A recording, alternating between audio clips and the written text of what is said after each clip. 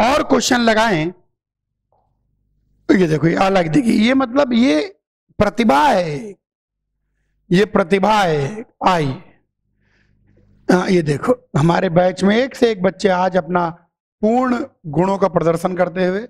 चलिए अब आ जाइए एग्जाम्पल 4 की बात करें। एक और एग्जाम्पल, डिटरमाइन ग्राफिकली, बार बार ये ग्राफिकली बोल रहा है, लेकिन ध्यान रखना एक ही मेथड है, वो ग्राफिकली है और कोई मेथड नहीं है। Determine graphically the minimum value of the objective function, ये यहां पर ऑब्जेक्टिव फंक्शन है और इसकी हमको निकालनी है मिनिमम वैल्यू। चलिए इस बार minimum, subject to the constant this this this, इस बार अनबाउंडेड आएगा और मैं आपको समझाऊंगा कि अनबाउंडेड में क्या होता है, ध्यान देना है। सबसे पहले हमारा मेथड सेट है कि हम इन कंस्ट्रेंट को प्लॉट कर लें। तो आइए यहां पर कंस्ट्रेंट आमतौर पर यह हमेशा ही फर्स्ट क्वाड्रेंट में आती है। नीचे देखें, एक्स भी पॉजिटिव है, वाई भी पॉजिटिव है, फर्स्ट क्वाड्रेंट आ गया। अब आइए एक एक को प्लॉट करें। ये कहता है 2x minus 3y less than equal to 12। अगर y को 0 रख दें तो x की वैल्यू 6 आ रही है, ये आ गया 6,0। और अगर x को 0 रख दें तो y की वैल्यू कितनी आ रही है, -4। तो यहां कहीं आ जाएगी -4 -4।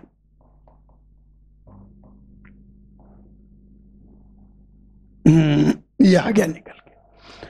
अब 2x minus 3y less than equal to 12 रहे, 12 से छोटा रहे 2x माइनस 3y, तो 0,0 देखो 12 से छोटा, तो इस लाइन के ऊपर का पोर्शन आ गया। 0,0 रखो, वो इस रीजन को सेटिस्फाई करता है, तो यानी ओरिजिन इसके रीजन में होगा, तो ऊपर का पोर्शन। आगे आइए देखते हैं, 3x plus y greater than equal to 3, x को 0 रख दें तो y की वैल्यू 3 आ गई, y को 0 रख दें x की वैल्यू 1 आ गई।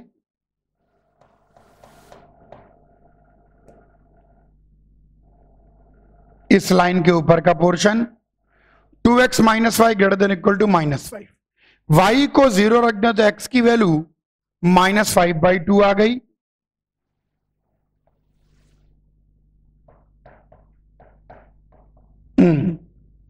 और अगर y को 0, अच्छा x को 0 रख दें तो y की वैल्यू 5 आ गई।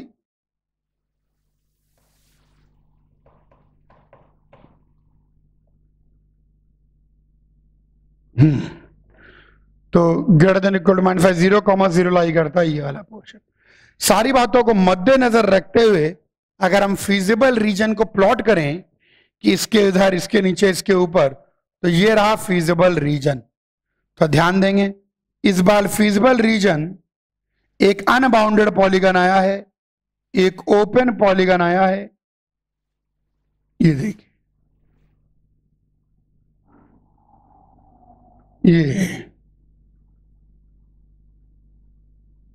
ये जो इनफाइनाइट पोर्शन है, यह इनफाइनाइट पोर्शन आपका फिजिबल रीजन है। अब अनबाउंडेड में क्या होगा ये मैं समझा देता हूं, उससे फर्क नहीं पड़ता चाहे क्लोज्ड हो चाहे ओपन हो, बात तो कोने में ही बनती है।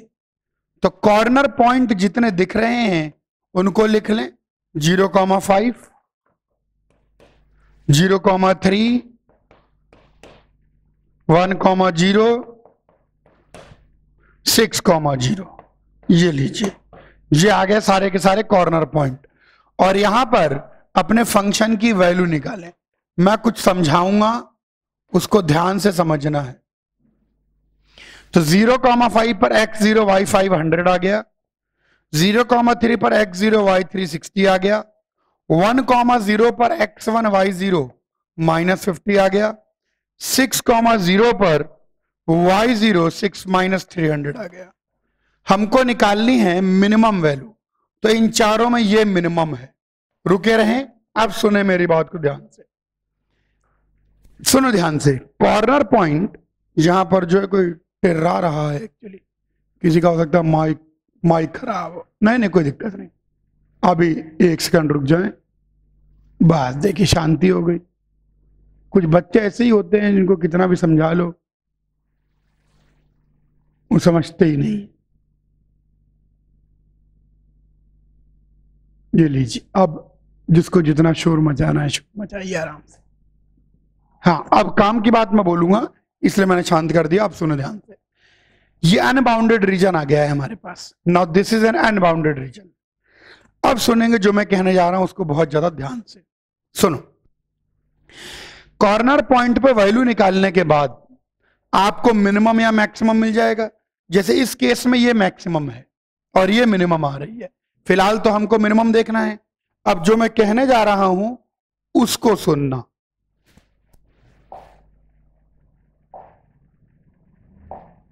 हाँ, वापस से अपने मेथड पर आ जाइए।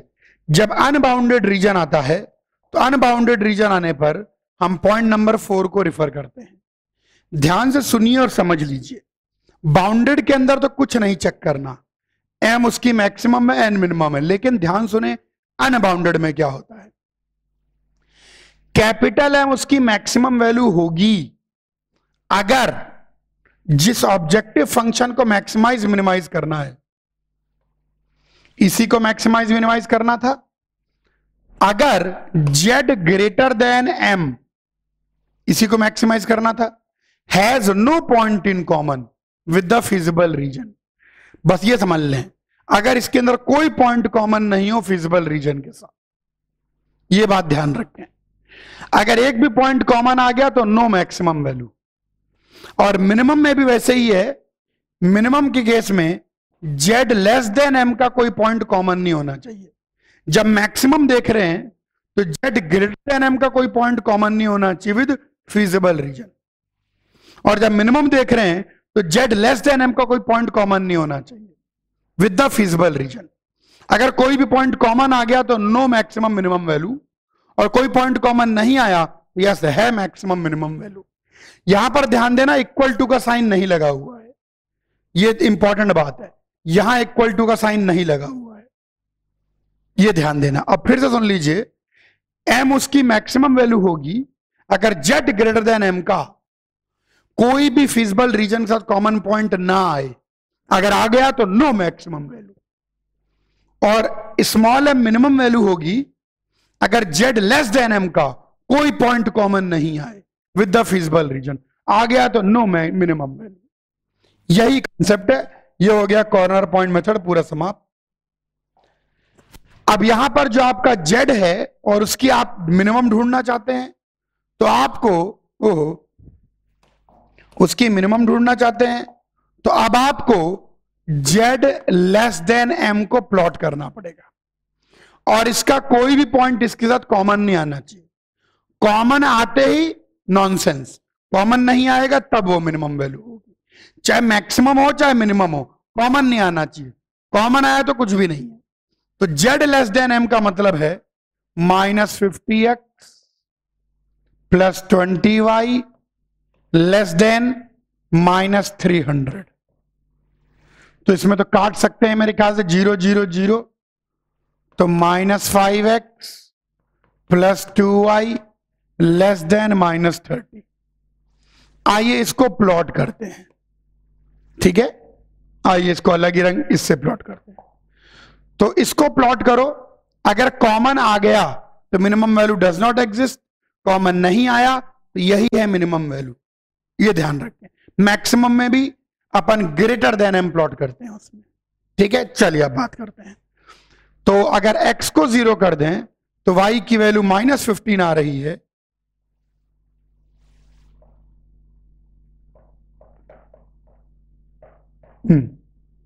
और अगर y को 0 कर दें तो x की वैल्यू 6 आ रही है।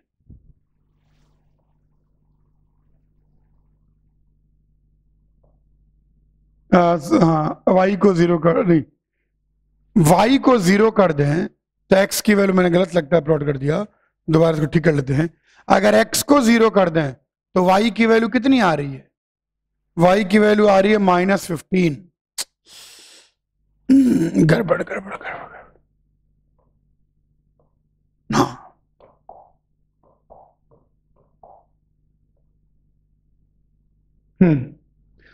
तो x 0 पर y -15 आ रहा है, तो यहां कहीं होगा। और y 0 पर x की वैल्यू 6 आ रही है, बिल्कुल यही पॉइंट आ जाता है। तो आइए प्लॉट कर लें इसको।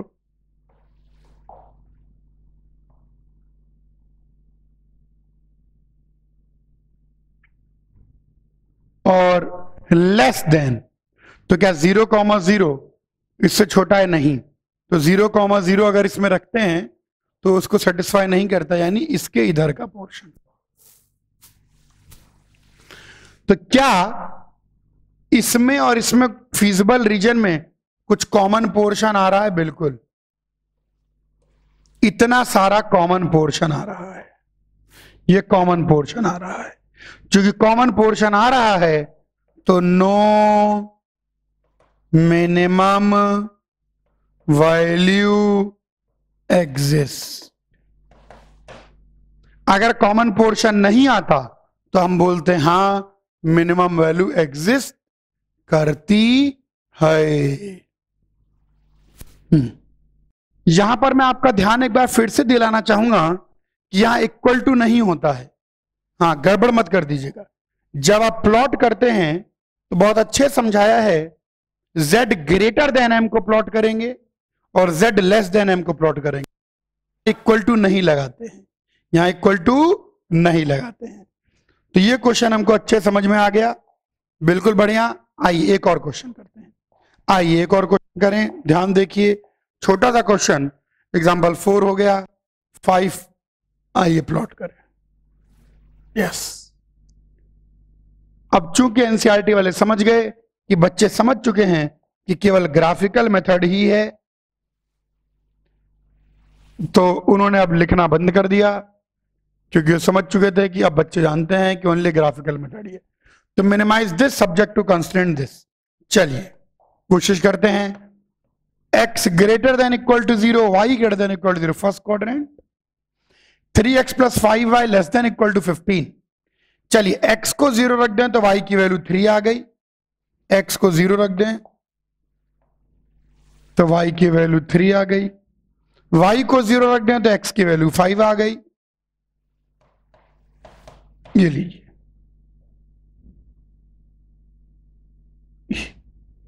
लेस देन इक्वल टू 15, 0,0 है इसमें। Yes, x plus y greater than equal to 8, तो ये तो सीधे 8,8 पर काट देगा। ये पॉइंट आ गया 8,0, 0,8, इसके ऊपर का पोर्शन। अरे कोई फिजिबल रीजन ही नहीं आ रहा, इसके नीचे इसके ऊपर में कुछ कॉमन ही नहीं आ रहा, तो हम बोलेंगे नो फिजिबल रीजन, यानी ये सारी कंस्ट्रेंट एक साथ मीट ही नहीं हो सकती। Not possible, no minimum value.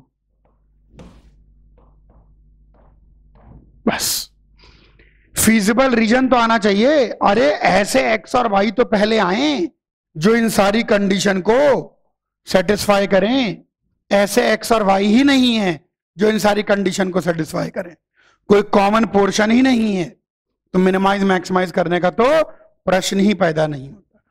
अब देखिए इसके अंदर दो ही एक्सरसाइज हैं इस चैप्टर में, 12.1 और 12.1 के पहले ये 5 इलस्ट्रेशन है जो मैंने ले लिए।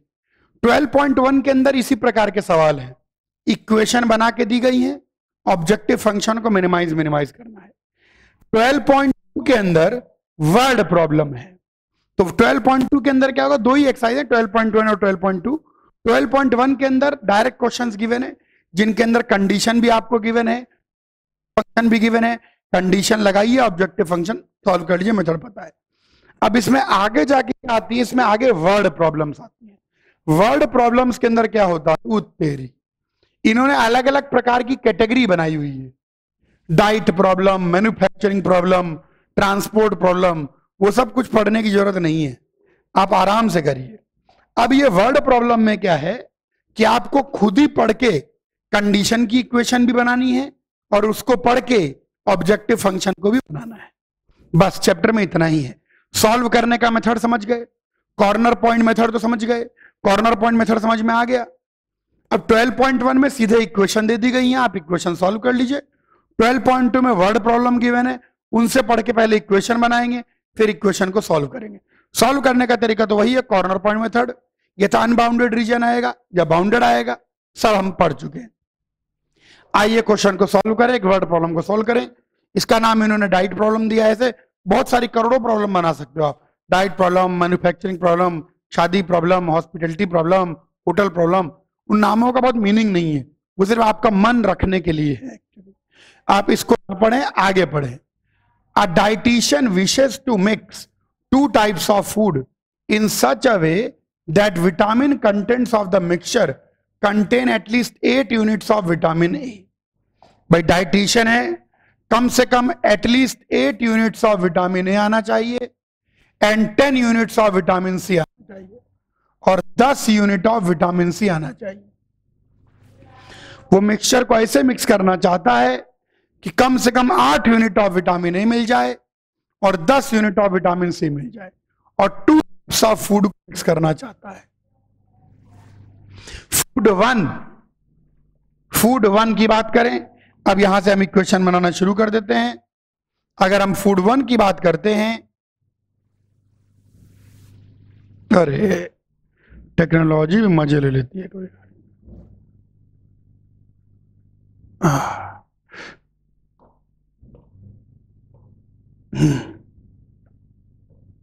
चलिए, हाँ ठीक है, फिर से मार्किंग कर लेते हैं। तो भैया at least 8 unit of vitamin A, at least 10 unit of vitamin C, 2 प्रकार के फूड 1 कंटेन्स। चलिए बात करते हैं, आइए बनाते हैं। Let x unit of food 1 taken, let y unit of food 2 taken। Obvious सी बात है x और y पॉजिटिव ही होंगे क्योंकि किसी के पेट में से खाना निकाल नहीं सकते कि x नेगेटिव आ गया, चल इसको 2 किलो निकाल ले, ठीक है। तो फूड 1 फूड 2 पॉजिटिव ही होंगे। आगे बोलता है ना, मान लो अपन x यूनिट ऑफ फूड 1 लेते हैं, y यूनिट ऑफ फूड 2 लेते हैं। Food I, food 1 contains 2 unit of vitamin A, तो x यूनिट ऑफ फूड 1 लिया तो 2x विटामिन ए मिल गया and 1 unit of vitamin C मिल गया and food 2 contains 1 unit of vitamin A, तो विटामिन ए की संख्या कम से कम 8 यूनिट होनी चाहिए, at least 8 unit. And food 2 contains 1 unit of 2 units of vitamin C, तो y में इसमें कितना है, food 1 content 2 unit vitamin A and 2 content 1 unit vitamin A, ठीक है। विटामिन सी कितना है, x, हाँ विटामिन सी पहले में x है और दूसरे में 2 यूनिट पर KG vitamin C, at least 10 unit greater than equal to 10 होनी चाहिए। जो x किलो फूड लिया है आपने, उसके अंदर 2 यूनिट तो विटामिन ए है, 1 यूनिट विटामिन सी है, दूसरे वाले में 1 यूनिट विटामिन ए है, 2 यूनिट विटामिन सी है, तो जो विटामिन ए कम से कम 8 और ये 10। आगे बोलता है कंटेन्स 1 kg, इट कॉस्ट ₹50 पर kg। कॉस्ट को ही मिनिमाइज करना होता है, वही हमेशा ऑब्जेक्टिव फंक्शन बनता है। इट कॉस्ट 50 पर kg टू परचेज फूड 1, तो 50x रुपए लग गए और 70y रुपए लग गए। तो बोलता है formulate this problem as a linear programming problem to minimise the cost. तो कुल मिला के देखा जाए तो ये 4 कंडीशंस हैं, और इनको यहीं लिख लेते हैं। Greater than equal to 8 and x plus 2y greater than equal to 10। ये लीजिए, कुल मिला के देखा जाए तो हमको इसको मिनिमाइज करना है सब्जेक्ट टू दीज कंस्ट्रेंट्स। ये आपको लीनियर प्रोग्रामिंग प्रॉब्लम का रियल यूज बता रहा है। रियल यूज यहां पर 2 ही वेरिएबल हैं, क्योंकि आप 12th क्लास में हैं। आईआईटी में होते तो मल्टी वेरिएबल होते, 20 वेरिएबल होते। आमतौर पर लाइफ में आने वाली प्रॉब्लम्स लीनियर ही होती है, उनमें पावर ओवर नहीं होती है। तो यहां पर 3, 4, 5 वेरिएबल को भी multi dimensional closed polygon plot करके किया जा सकता है। उसमें भी कॉर्नर पॉइंट मेथड ट्रू रहता है। खैर जान दो। तो कुल मिला के इनको सेटिस्फाई करते हुए इसकी मिनिमम वैल्यू निकालनी है। मेथड तो अपने को पता ही है। वर्ड प्रॉब्लम में करना कुछ नहीं होगा, आपको क्वेश्चन को पढ़ के खुद से कंडीशंस बनानी होंगी, खुद से चीजों को समझना होगा किसको मिनिमाइज करना है। तो यहां पर हमने सवाल पढ़ा, ये हो गई कंडीशन, और इसको मिनिमाइज करना है। मेथड सेट है, बुद्धि का इस्तेमाल वर्जित है। सब कुछ फर्स्ट क्वाड्रेंट में ही चलता है। एक्स और y positive, 2x plus y greater than equal to 8। X 0 कर दें तो y की वैल्यू 8 आ गई, y 0 कर दें तो x की वैल्यू 4 आ गई। तो एक लाइन तो ये बन गई, इस लाइन के ऊपर का पोर्शन। y 0 कर दें तो x की वैल्यू 10 आ गई, x 0 कर दें y की वैल्यू 5 आ गई।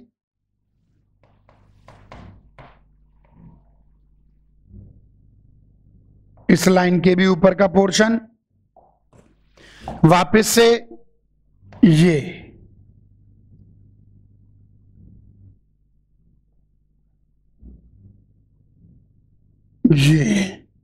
इस बार भी अनबाउंडेड आया है, इनफाइनाइट आया है।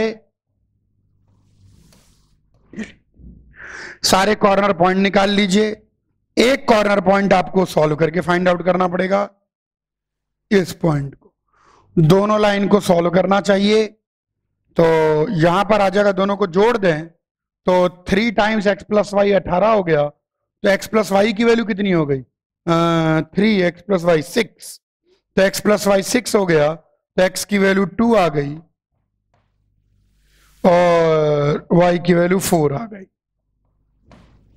देखो 4 दूनी 8 2 10, 2 दूनी, बिल्कुल। तो यहां पर बात कोने में ही बनती है। तो कॉर्नर पॉइंट निकाल लें, तो कॉर्नर पॉइंट एक तो 0,8 आ रहा है, एक 2,4 आ रहा है, एक 10,0 आ रहा है। 3 कॉर्नर पॉइंट आए। हर कॉर्नर पॉइंट पे हमारे कॉस्ट फंक्शन की वैल्यू निकाल लें।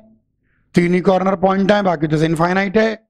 तो 0,8 पर x0 y8, तो 560 आ गया, 7 8 56, 200 प्लस 7 4 28, 380 आ गया और 10 500 आ गया।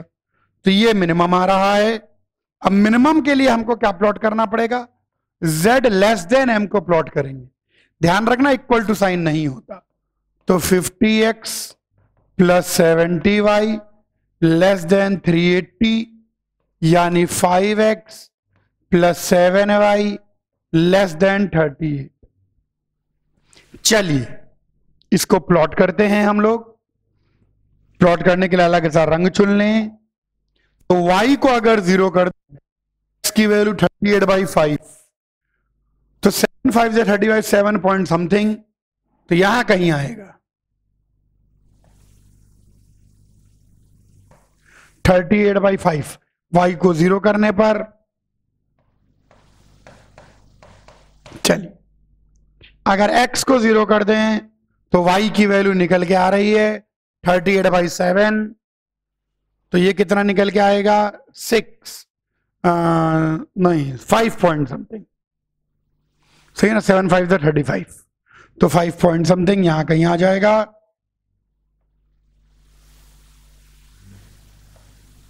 Zero comma 38/7।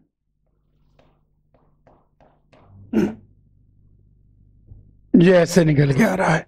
क्या 2,4 से पास होता है ये?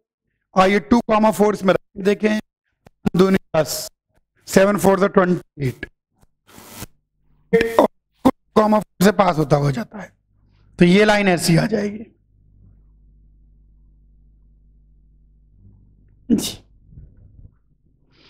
अब लेस देन इसके नीचे का पोर्शन, क्या इन दोनों में कोई कॉमन है? कुछ भी कॉमन नहीं है।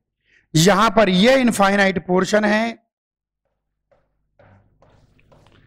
ये पॉइंट कॉमन हो सकता था अगर यहां इक्वल टू आता, लेकिन इक्वल टू नहीं है, ये बाउंड्री शामिल नहीं है।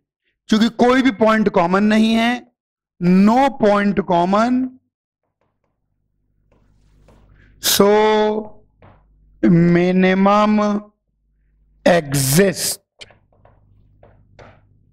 तो ये है आपका मिनिमम, यानी x को 2 किलो मिक्स करें और y को 4 किलो मिक्स करें तो सबसे में आपको रिक्वायर्ड न्यूट्रिशन मिल जाएगा।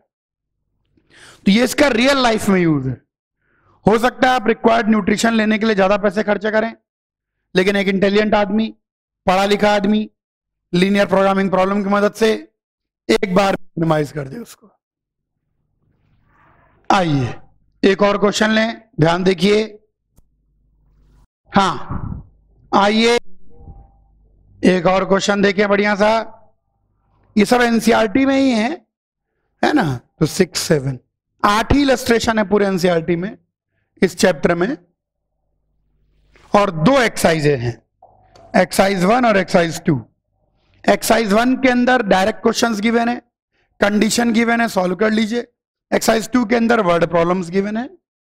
आइए एक और करें। इस प्रॉब्लम को उन्होंने एलोकेशन प्रॉब्लम नाम दे दिया है। ऐसे करोड़ों प्रॉब्लम बन सकती हैं, है ना, वो सब नाम दे देते हैं, ठीक है।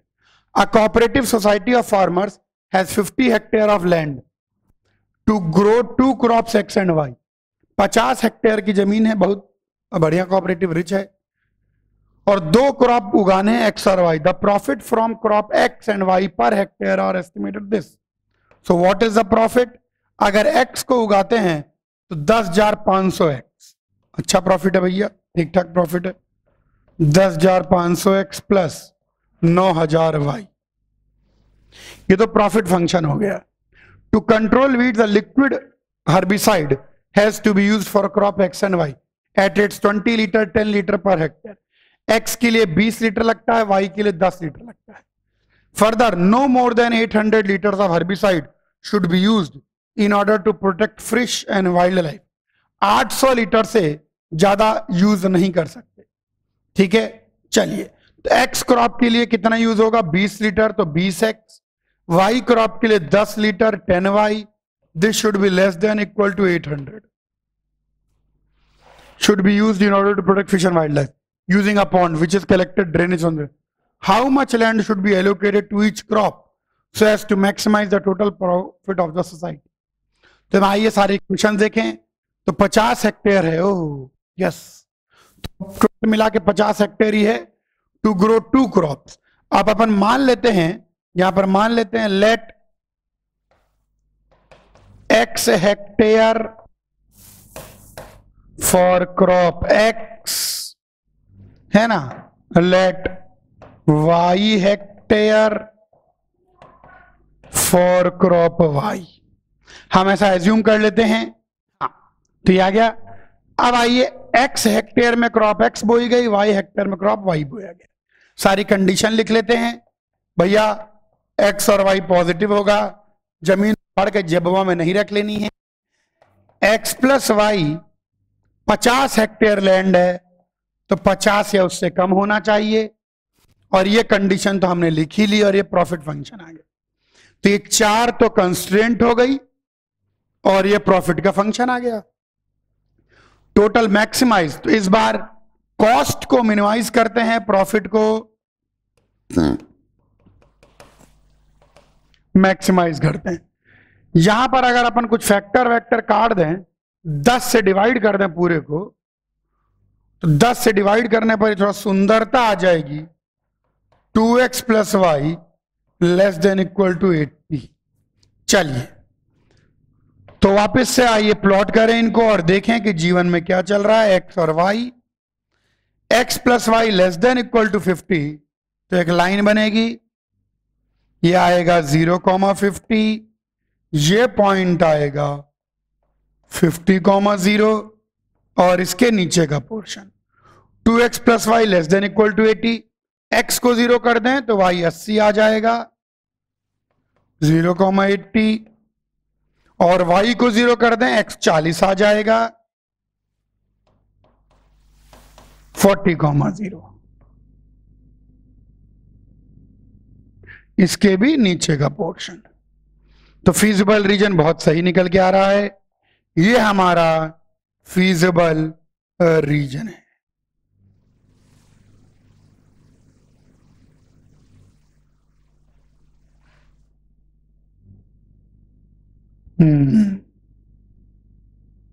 ये बाउंडेड आ रहा है। आइए सारे कॉर्नर पॉइंट निकाल लें। ये पॉइंट तो 0,0 है ही। ये वाला कॉर्नर पॉइंट दोनों लाइनों को सॉल्व करके निकालना पड़ेगा। इसमें से इसको घटा दें तो x की वैल्यू 30 आ गई, तो y की वैल्यू 20 आ गई। देखो बिल्कुल सेटिस्फाई कर रही है। तो बात तो कोने में ही बनती है, यही कॉर्नर पॉइंट कहना चाहता है।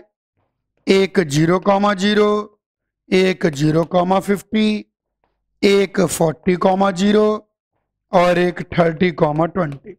इस बार चूंकि क्लोज्ड इंटरवल, क्लोज्ड रीजन है, बाउंडेड है, तो सीधा अरे यार मल्टीप्लाई बड़ा करना पड़ेगा। 10,500x plus 9,000 y। वाह, इसको ऐसे लिख लेते हैं, 100 तो बाहर निकाल लेते हैं, तो 105x प्लस 90y। तो इसी को देख लेंगे 105 और 90 को। इस केस में तो 0 है, जो कि ऑब्वियसली नहीं ही आंसर है। इस केस में 100 इंटू 90 इंटू 5, 9 5 45, 4500।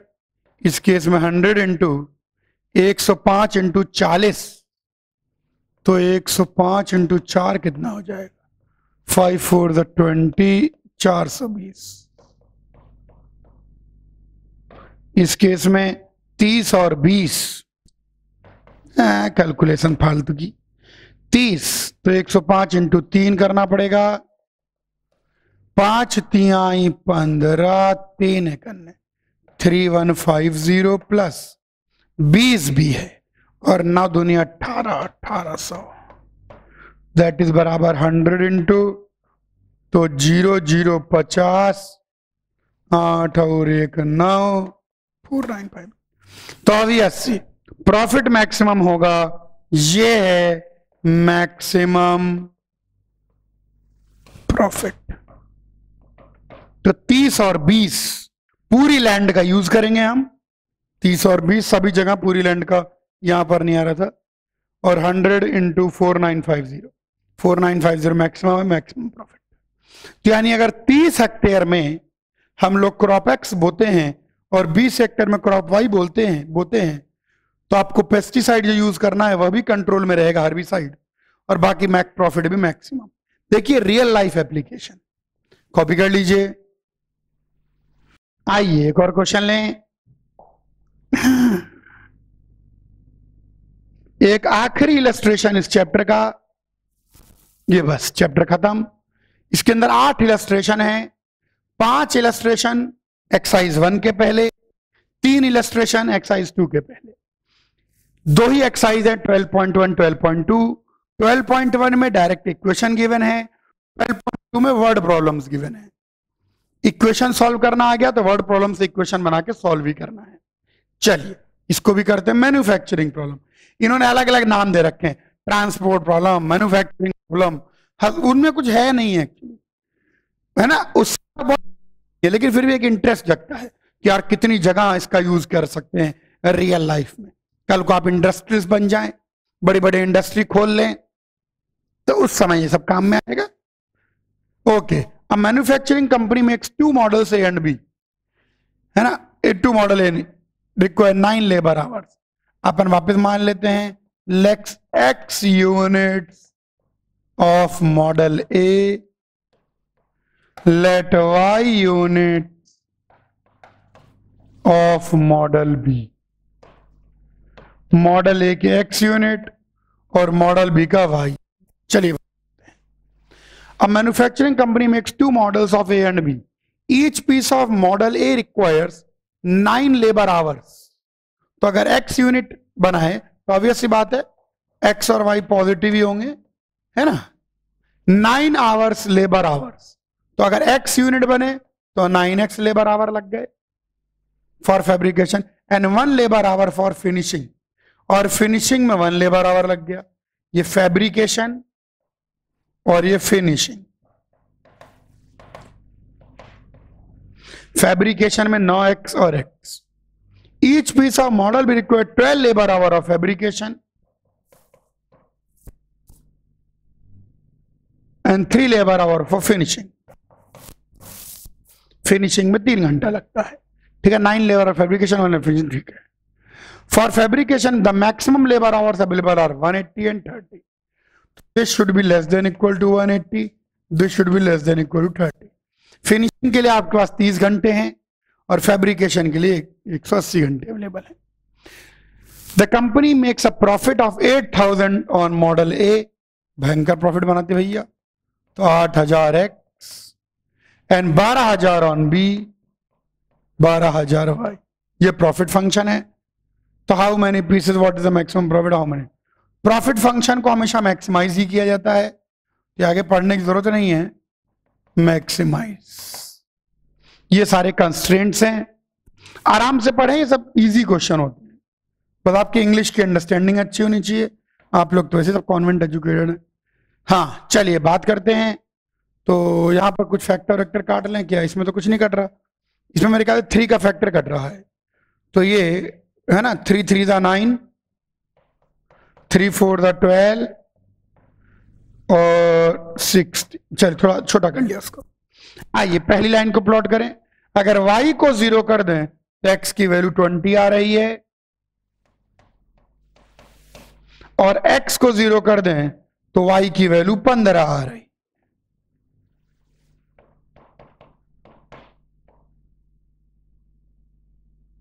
इसके नीचे का पोर्शन, दूसरे में y को 0 कर दें तो x की वैल्यू 30 आ रही है, और अगर x को 0 कर दें तो y की वैल्यू 10 आ रही है।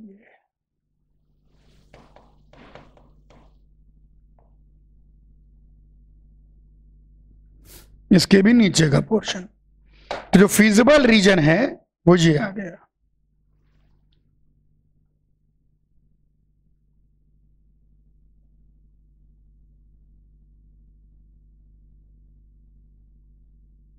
ये आपका फीजिबल रीजन है। कॉर्नर पॉइंट तो हमको मिल चुके हैं, बस एक इंटरसेक्शन पॉइंट ही निकालना पड़ेगा। तो x + 3y, तो इसमें क्या करें, दूसरे वाले को 3 से गुणा कर दें। एक इक्वेशन तो है 3x + 4y = 60, दूसरे वाले को 3 से गुणा कर दें तो 3x + 9y 90। तो अगर इसमें से घटा दें तो 9y 4y 5y = 30, तो y की वैल्यू 6 आ गई, y की वैल्यू 6 आ गई, 6 3 18, तो x की वैल्यू 12 आ गई। देखो सेटिस्फाई कर रहा है क्या, 6 4 24 और 36 60, ठीक है आ गया। तो बात तो कोने में ही बनती है। आइए कॉर्नर पॉइंट की बात करें, तो एक कॉर्नर पॉइंट है 0,0, एक कॉर्नर पॉइंट है 0,10, 12,6 और 20,0।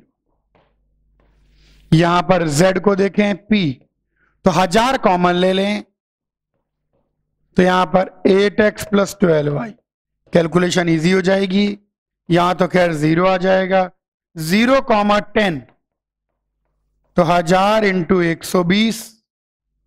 अच्छा इसको पहले कर 20,0, तो 1000 × 20 रख दें, और दूनी 160, और यहां पर 1000 × 12 × 8, 12 × 8 प्लस 12 × 6, तो 12 × 8 प्लस 12 × 6, तो 12 × 8 14 आ गया, तो 12 × 14 आ रहा है। तो कितना हो जाएगा यार, 12 144 + 24 168। तो यही है मैक्सिमम। ऐसा 12,000 रुपए देख के लगता है कि वाई वाई बनाते चलो, लेकिन ऐसा नहीं।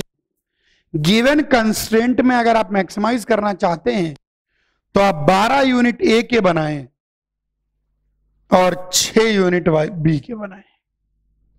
क्लियर हुआ सब बच्चों को? कॉपी कर लें। आइए चैप्टर को रिकैप कर ले। चैप्टर खत्म हो चुका है।